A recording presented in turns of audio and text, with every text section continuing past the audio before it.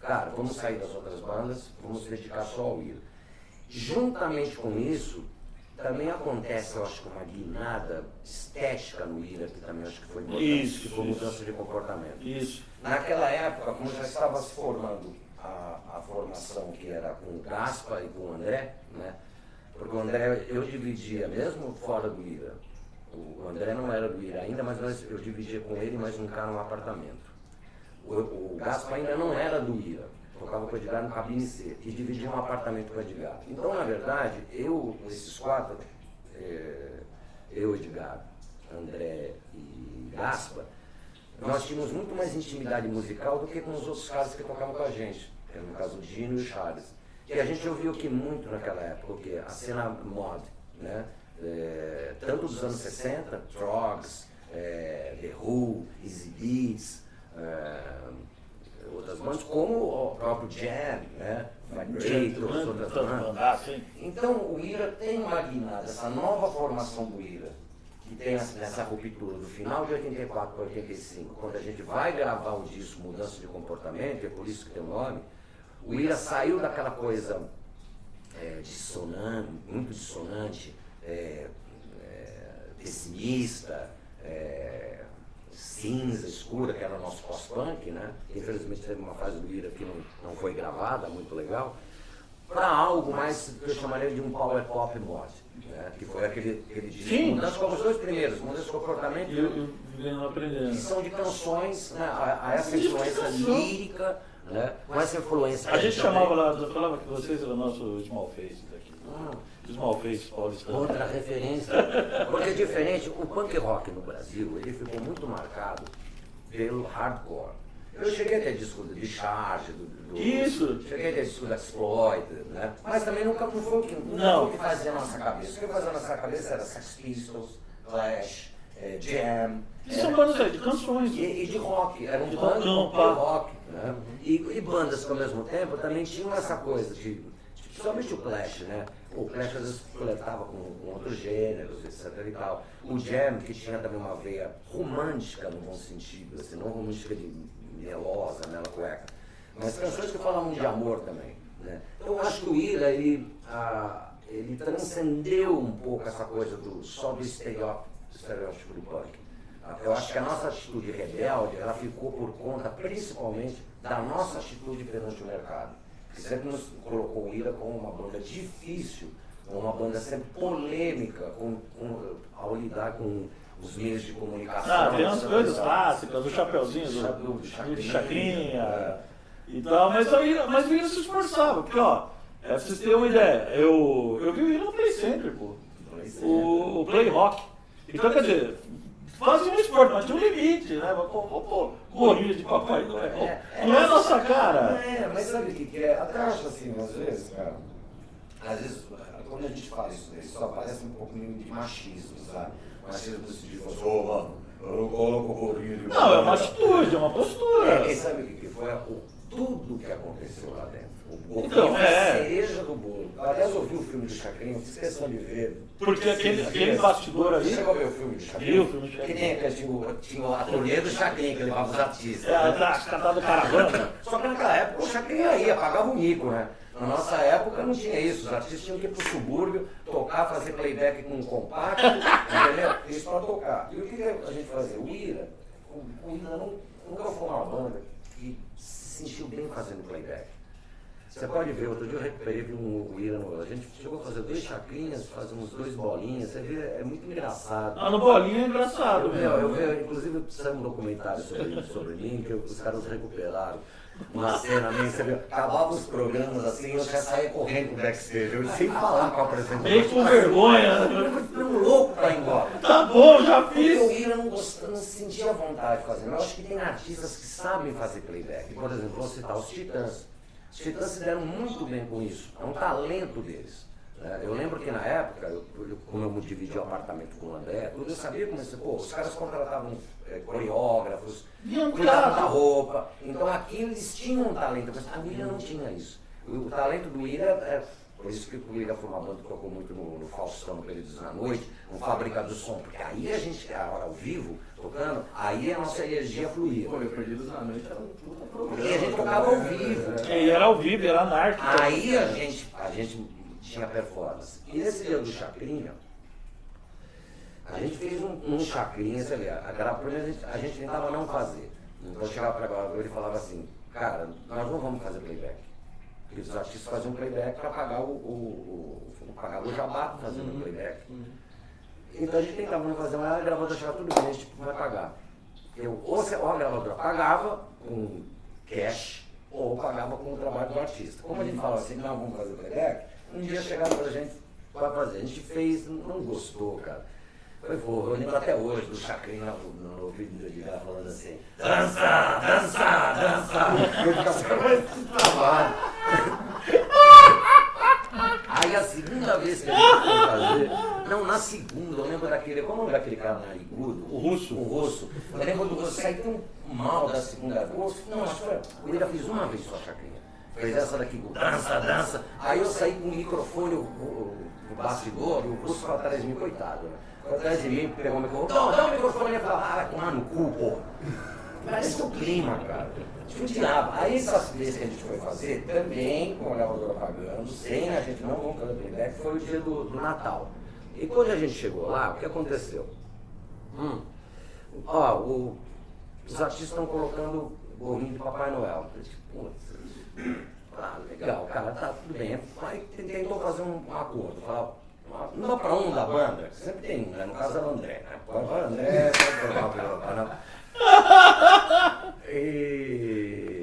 não, todo mundo tem que usar o gorrinho do Papai Noel. Negociando, né? Tá, mas tem o tempo inteiro? A gente não pode falar. Não, tem todo mundo o tempo inteiro. Aí, como começou isso, as bandas se reuniram, né? Movimento sindical, né? Eu lembro, tava o Legião, tava o Capital, não lembro mais quem tava. Eu só lembro do Ira com Legião Capital. O que a gente falou? A gente começou a se reunir e falar assim, gente, pô, a gente conversando, aí para piorar a situação, no camarim tinha uma televisão que mostrava a gravação que estava sendo feita no palco, né? E nessa hora, dentro da conversa, estava o Biafra cantando, o Biafra. Aí o Biafra tirou o gorrinho de Papai Noel, o Chacrinha parou o programa e deu um esporro nele. Cara doce, Porra, cara. não, então aí a gente ficou pior ainda. A gente falou, porra, caralho, então a gente ficou muita grosseria, cara. E o Biafra é um cara educado, um cara de bem. Porra, se o Biafra não consegue ficar com o gorrinho, Imagina o Ira, vai botar, cara. aí, Bota o gol! porra, Imagina, mas... o russo, né? Pô, até dar no russo aquele dia, cara. Mas ó, no meio disso tudo, Aí o que aconteceu? Só pro final. claro. Espírito de Natal puro ali. O espírito natalino tá bem, cara. Puro espírito de Natal. Estamos gostando.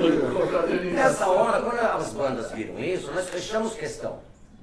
Não, gente, não, então assim não, peraí, parou. Então a gente chegou num primeiro momento, as bandas chegaram na produção e falaram assim, ó, não vai ser assim, entendeu? Não vamos usar, desse jeito a gente não quer. Chegou até um impasse lá, porque aí o Ira conseguiu fazer uma força, né, lá dentro. Só que o que aconteceu? Aí chega o pessoal da assessoria de imprensa das gravadoras, começa com os artistas, não custa nada, não custa nada. Aí quando o Ira começou a ver, o Ira começou a ficar sozinho. Aí o Legião foi fazer, tudo bem, é só um gorrinho de Papai Noel. Ele também só era um gorrinho de Papai Noel. O Capital, vamos fazer. Aí a gente chegou no impasse e ficou sozinho. Eu lembro do Ira chegar, a gente estava assim na porta da entrada do coisa. Eu lembro até hoje, tinha uma velhinha que já estava, coitado do Chacrinha, teve uma importância muito grande na cultura brasileira. Sim. Só que aquele Chacrinha que nós pegamos já era uma decadência total, entendeu? Era puro jabá, né? Não tinha mais aquela força revolucionária que teve nos anos 60 e 70. Eu lembro até hoje, eu estava para entrar, e a pessoal da gravadora falando vai, eu olhando para ligar, falando, nós não vamos, cara, só tem que usar o não, só se for sem gorrinho. Eu lembro de uma velhinha chegando para mim, que parecia aquelas fãs velhinhas do Chacrinha, falando assim, vai lá, ele tá tão velhinho. Foi o cara vai gol! me cortar o coração, ele tá tão velhinho. Foi o gol! Aí eu olhei para ligar e falei assim, nós viramos, a gravadora ficou puta, nós fomos embora. Eu por coincidência, eu não posso provar isso, né? Por coincidência ou não, o Ira ficou anos, né, sem tocar no Chacrinha. Isso aqui, obviamente, isso aqui foi depois do Flores em Você, né? Ou foi logo imediatamente após o Flores em Você, né? O Ira já tinha tido uma abertura de novela. E Flores em Você. também tem uma história também muito rara, porque o Flores em Você, eu estou falando todas essas histórias, para você ver como tem certas coisas que elas saem fora da curva. Porque Flores em Você é um momento... Porque assim, esse disco foi um disco que nós brigamos com o Liminha, que a gente chegou lá com muita empáfia, e o Liminha era um cara muito famoso, então nosso santo, vamos dizer assim, não bateu, né? O Liminha que era o grande hitmaker da época, né? Sim, sim. Que nem o Rick Bonadio foi recentemente, né? E nós fizemos aquele arranjo com o Jacques Morelli-Ball, etc e tal, que a gente queria se inspirar nas coisas do Jam, dos Beatles, George Martin, tudo. E pra você ter uma ideia, o Liminha mandou a gente acabar o disco em São Paulo. Falou, meu, olha, Peninha, leva os caras pra São Paulo, chega. Teve muitos embates lá, chega. E o Liminha foi o produtor do trilha sonora dessa novela. O outro. E o que acontece? Então tinha tudo pra gente estar fora. E nesse ponto eu tenho que agradecer o Liminha, que ele foi super ético. Mas o que aconteceu? Como a letra de Flores em Você era mais ou menos uma sinopse da novela, que foi um remake de Salva de Pedra, que é a história do Francisco Arco, o personagem do Francisco Fogo morre, mas volta, então eu estou no meu passado. Quando o Boni ouviu esse arranjo e essa letra, essa é a música de abertura. E diga-se, antigamente, ou se bobear até hoje, as músicas que são feitas para tema de abertura, e às vezes para trilha de novela, principalmente a tema de abertura, ela tem que ser inédita em disco. Ela tem que ser feita especialmente para a trilha sonora da novela e depois o artista lança. Quando o Flores em Você entrou para a trilha sonora, o Ira já tinha lançado o disco. Para você ver como o Boni quis aquela música. Mesmo aquela música não sendo inédita, já tendo saído no disco do artista. E o Liminha, nenhum instante escondeu a gente debaixo do tapete, talvez por uma antipatia que a gente gerou, poderia ter feito isso. E acabou gerando aquilo que também foi um marco no Ira. Então eu falo, é isso que eu falo para você, e que impulsionou muito um disco que teve sucesso como Envelheço na Cidade, como Dias de Luta, né? Agora chegou a minha picape. Agora chegou a picape, hein? Agora chegou a picape. Peraí, ó. Chegou a Technics. Pô, essa daqui tem história, cara. Tá ela aí, ó. Uma Technics 1200, ó, comprada em 1985. Clássico. E tá aí inteirona bonitona. Passou por um check-up aqui. Fazer Eu vou o primeiro músico de rock ter uma dessa, que só tinha DJ. Eu comprei com o pessoal, na época, com o pessoal lá da Jovem Pan. Ah, legal. Porque era difícil tê-la, né? Difícil. Aliás, depois eu arranjei uma pro DJ 1, né? Que na época eu tava produzindo eles, né? No rap, né? Ah, então, bom, você falou em rap, falou em DJ1, tem muito a ver agora com essa virada. Você falou, o Ira teve 2 discos muito foda, né? Beleza da Cidade e Mudança de Comportamento. E assim, toda vez que a gente fala do Ira, a gente tem que falar de um ponto de virada que seja, mas um momento muito importante da cena do rock and roll e da música pop brasileira, que é a fase do psicoacústica, né? Era uma época que no Brasil a gente começou a ter algumas informações. Chega pra gente umas coisas do Big Audio Dynamite, que a gente gostava muito. Mas, principalmente, Nazi, no ABC tinha muito isso. A ABC era uma região que flertava muito com o thrash metal, né? Que é o Slayer, passa a cena. E a cena black no ABC com Cascata Clube, com essas coisas. Era muito forte, né, Nazi? E ali, bombava na ABC coisas como NWA, como Round MC, o Big Audio Dynamite. E de repente o Ira aparece com psicoacústica, fazendo música eletrônica de qualidade. Uma maturidade imensa em letra, em composição, em arranjo, harmonia, tudo. Quer dizer, eu estou falando aqui como, agora nem jornalista, como fã.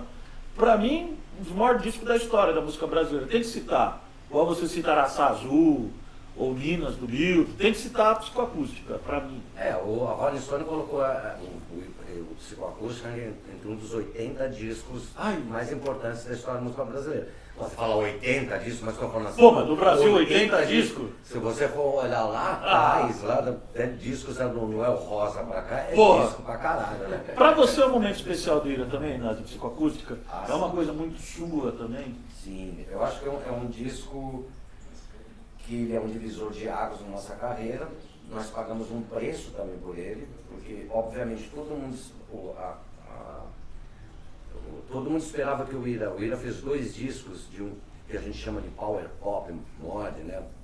Músicas para tocar no rádio, músicas de 3 minutos com refrão, melodia assobiada, que tocou muito no rádio.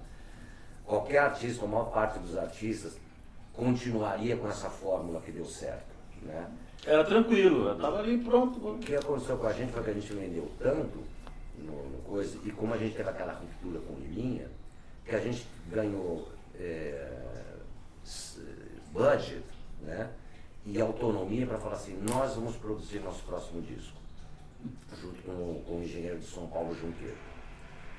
Então nos fechamos, nós tínhamos um presidente muito legal, que ainda é uma pessoa muito importante, vou mandar um abraço para ele, que é o Midani, um cara que realmente... Uma lenda. Uma lenda, eu tenho a honra de ter trabalhado, ter sido presidido pelo Midani, sem pena dos novos artistas, que não existe nada como o Midani hoje em uma gravadora, é uma pena que ele foi um cara que simplesmente lançou a bossa nova, tropical e parte do rock nacional, só isso.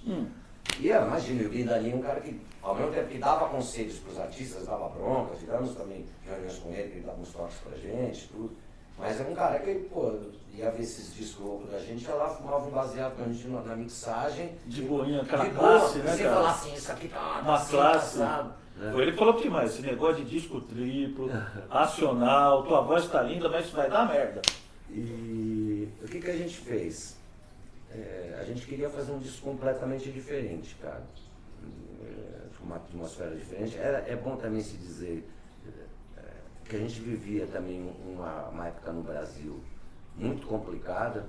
Psicoacústica fez 30 anos agora há pouco, né? E muita gente comparou aquele momento no Brasil com esse momento, né? Um momento de crise econômica profunda, recessão, um governo impopular, enfim, era um caldo social, terrível, a gente com 19 anos, cara. 88, né?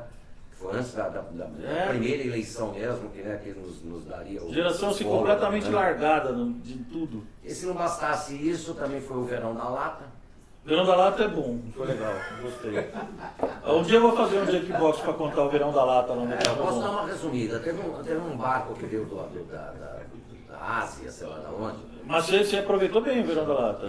Todo mundo. Cara, mas vai lá, né? Chamava Solano Star. E ele, antes de ser apreendido, ele despejou todo... Irmãozão, gente boa, né, mano? Eram umas latas, parecia aquelas latas... Lata de Neston, assim, grandona, cara.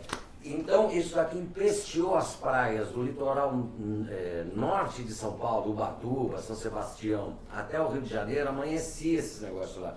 E era fevereiro, mano. Cara, e era um fumo. Vou falar um negócio pra vocês. Quem fumou, fumou. Não é lenda, não. Quem fumou, foi bom. Quem não fumou, não vai. Ô, Nazi, eu lembro muito, não sei se você chegou a pegar a abertura do latão, era um... Sim, cara, a gente Tu comprava... batia aqui, o bagulho... E lá no estúdio, lá nas nuvens, os caras tinham contato, os caras ligavam e falavam assim, ó, traz uma lata. Tim Maia comprou a luneta, o Tim com a luneta, assim, ó. Pô, a gente fumou narguilé, pra você ter uma ideia, a gente chegou a fumar em narguilé com conhaque aquilo. Era bom demais, ainda né? É que eu tinha muito neurônio na cabeça. Hoje se eu fumasse isso daqui, eu ficava meio... É porque eu nunca vi um fumo daquele, assim, purão, adormecia até o... E tinha uns que vinham melado, né? Era grosso, você não chamava ele. Não. Então aquilo, todo esse caldo, digamos assim... O Escobar tá gostando. Nossa independência, né? Nossa independência, a vontade de fazer um disco maluco, que foi um disco diferente dos outros, a gente ficou num galpão meses. Era uma época que eu também estava fazendo muita experiência. Eu lembro que eu comprei,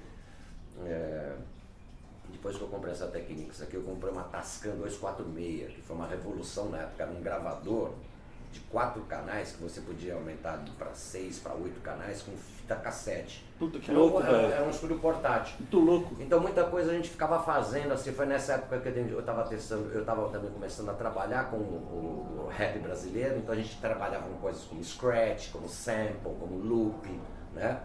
Então tudo isso a gente, de certa forma, não que tem uma tentativa de rap no Psicoacústica, que é o Advogado do Diabo, né? Que é uma levada de maracatu, que até inspirou, né, assumidamente o Mangue Beat, né? Com todos eles citando. Todos eles citando. Então foi um disco, cara, que a gente fez assim, trancado, né? Viajando bastante. Do jeito que você queria, Tanto que o termo psicoacústica é por causa disso daqui, porque causava a gente tentou criar uma hipersensibilidade no público e fazer uma coisa diferente. Foi um disco que, olha, eu não conheço, para aquela época foi um disco completamente diferente do que se chama rock dos anos 80. É um disco que eu acho que também tem uma marca temporal, podia ser um disco dos anos 70, podia ser um disco Podia. etc e tal. Escobar, você tá com uma mensagem do Mauro pro Nazi? Tá carregando aqui. Ah, tá carregando. Não, Mas aí o que aconteceu quando as portas se abriram, né? Pô, quando a gravadora viu esse disco e as rádios, porra, era um disco que não tinha refrão, cara. Nenhuma música, acho. Pra nenhuma música. E uma ainda eu tô farto do rock and roll. Não, tinha Service Morto, pô, o refrão Service Morto. E é uma harmonia bonita pra cacete, mas tá Service Morto. E a gente escolheu, a gente bateu o pé, a gente escolheu Pega Essa Arma pra ser, puta, que é uma música cheia de solo, uma música... E foi o primeiro single. A gente bancou isso daqui, uma música que música demais, cara. Tem uma levada, um groove. Mas assim, não tocou em rádio. Então, de uma banda que veio de um disco quase de platina, nós vendemos pouco, vendemos 50 mil na época, que era metade de um disco só, de um disco de ouro.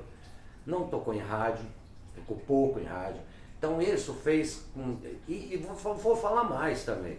O público, até a própria crítica torceu o nariz. Porque não entendeu disso. Falou, esse disco pretencioso, cadê aquele Ira? Cadê os refrão? Agora misturando maracatu com... Você vê que é engraçado. Morreu, os caras falaram, morreu o Ira. Muita gente falou isso aqui, aquele Ira acabou. Esse disco é um disco confuso, um disco pretencioso. Tanto que você vê que foi depois, anos depois, que a crítica e o público foi transformar esse disco no grande disco do Ira. Né? E pra mim eu tenho, isso é um disco que ele foi relançado agora recentemente, em vinil de 180 gramas. Né? Você vê a mixagem, porque na época a gente não tinha o que chama-se hoje automação, né? Não tinha computador para você. Teve músicas que nós mixamos a 6 mãos. Era eu pilotando algumas coisas de vocais, o Edgar pilotando vários canais de guitarra, o André algumas coisas de percussão, o Paulo Junqueiro. Então eu não disse que a gente criou uma automação como se fosse um computador, entendeu? Não tinha computador, então a gente fez mixagens que mexiam com como é que você diz? Com estéreo. Que louco! Então por isso que se tornou esse disco experimental. Eu não gosto muito desse termo experimental, porque parece que você fica experimentando. Mas a gente sabia onde a gente queria chegar. A gente queria chegar a um disco lisérgico, né? Um disco de uma atmosfera mais sombria e que transportasse as pessoas para ambientes diferentes. Tanto que a gente usa vários áudios do Bandido da Luz Vermelha, o clássico do Ganzerla, né? Na época autorizado por ele. Né? Tem uma história também interessante nisso daí, que é a seguinte, né? Na época eu procurei o Rogério Ganzerla. Eu vi que tem o Copacabana Mon Amour ali na parede. Isso eu ganhei da esposa dele. Da Helena Inês. Eu procurei, tive altas conversas com o Ganzerla, e o Ganzerla me procurou, eu até falei, na época eu não tinha direito... O pessoal estava patinando nessa coisa de direito autoral sobre uma fala de um filme, né? Aí ele chegou para mim e falou assim, cara, não, eu autorizo tudo, vamos mandar um projeto para a Warner, eu vou fazer um clipe, vamos fazer um clipe de Rubro Zorro com cenas que foram cortadas do Bandido. Rapaz, aí... Caralho, porra, não tinha, na época não tinha MTV ainda, você vai passar no Fantástico, se o Fantástico quisesse passar. Cara, vamos fazer. No primeiro contato, a Warner falou assim, beleza. Eu cheguei a sentar com ele num estúdio para ver cenas, etc e tal. Só que de uma hora para outra, a Warner, que parece que o Rogério teve um projeto também na Warner com o João Gilberto, que deu muita confusão. Não sei, a Warner chegou para mim e falou assim, cara, não vamos fazer esse clipe. Eu lembro até hoje, o preço dele custava $10 mil. $10 mil, cara. Hoje em dia ele custaria $40 mil. Imagina você fazer um clipe com cena inédita. Com cena inédita de um cineasta como o Ganzerla. Uma pena. Imagina, você fala, tem um clipe aqui com o Glauber Rocha, com cenas inéditas de Terra em Transe. Pô. Isso custa $10 mil, cara. Povo mentalidade tacanha, né? Não tinha MTV, por não ter MTV, se fosse uns aninhos depois, uns 3 anos, 2 anos depois, a MTV Já entraria dava. com isso com o pé na porta. Que coisa, né? E o que aconteceu? Eu tive que aguentar também o coitado do Rogério Sganzaro, começou a me ligar falando assim, eu vou embargar a obra. Cara, eu fiquei nessa situação e olha o que aconteceu. Todos esses anos, 30 anos depois, eu tenho um programa, né, que acabou agora na 6ª temporada, na Zona de Adentro. E nessa última temporada eu entrevistei a Irene Inês. E eu comentei com ela que eu vi no YouTube um clipe que me parecia que tinham cenas que eu não via no filme, porque eu vi o Banho de Luz Vermelha 200 vezes. E ela falou assim, não, realmente, Nazi, o que aconteceu foi o seguinte, quando o Sganzella morreu, ela abriu as gavetas das coisas que não foram lançadas pelo Sganzella e pegou o clipe. O Sganzella fez o clipe. Ah, ele fez o clipe. Ele fez o clipe e ela lançou na internet. Então esse clipe existe hoje, viu? Que da hora. Dou um toque pra vocês, procurem no YouTube. Rubro Zorro Sganzella. Puta, que da hora. Vamos ver, vamos rolar aí na edição. Rola aí. Pode lançar no Futebol em Maloca lá na página. Vamos lançar. Você tá com coisa aí, ô Escobar, meu amigo? Vou pegar um gelinho aqui. Enquanto o Nazi pega, você prepara aí o... Cuidado com o tiro.